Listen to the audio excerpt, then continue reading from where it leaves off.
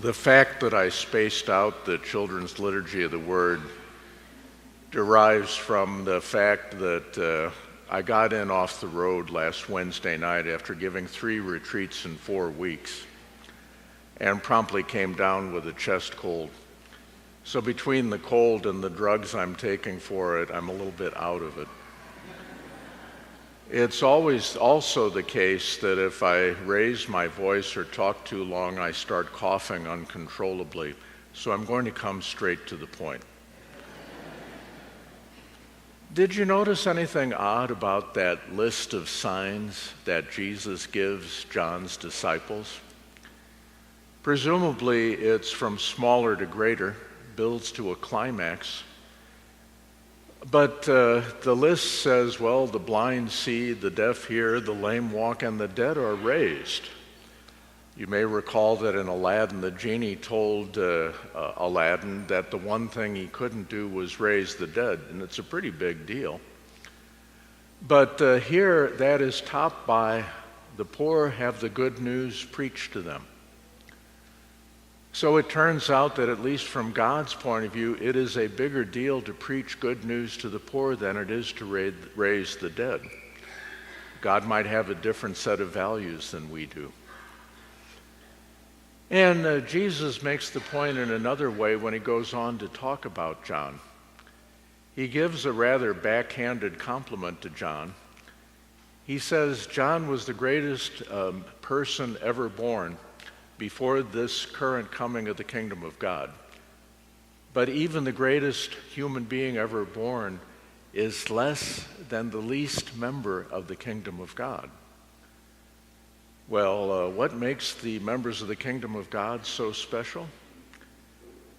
I would suspect it's the fact that John, like most human beings, the furthest he could ever go was not preaching good news to the poor.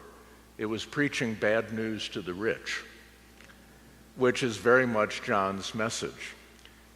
So from our human point of view, about as far as we ever get is being really mad at the bad guys.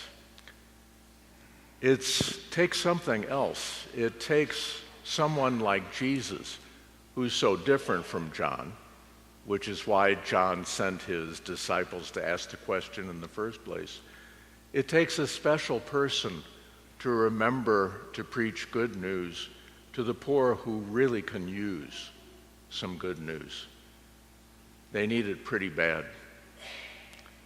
If it were up to me, I wouldn't have chosen that section of James to read this weekend, because the last thing that poor people need is to be told, be patient, just wait a little longer. Arguably, and I think Jesus might say this, they've been waiting long enough. It's high time that they got some good news. Well, what kind of good news do the poor need? I don't think they need more theology. That's as much as to say, why don't you wait a little longer while I tell you these wonderful theological truths. I don't think they need that. I think what the poor need is pretty much what Jesus is going to say at the other end of the Gospel of Matthew, from which we heard this morning. In Matthew 25, the last thing Jesus says while he can still talk, while he still has the floor, while he is still being the new prophet, the very last thing he says is, on the final exam, the questions are going to be, did you feed me when I was hungry? Did you give drink to me when I was thirsty? Did you comfort me when I was sick? Did you visit me when I was in prison? Did you get shelter for me when I was out in the snow and the cold? That's the good news the poor need. It's not information. It's certainly not better theology. It's real practical stuff. It's bread when you're hungry.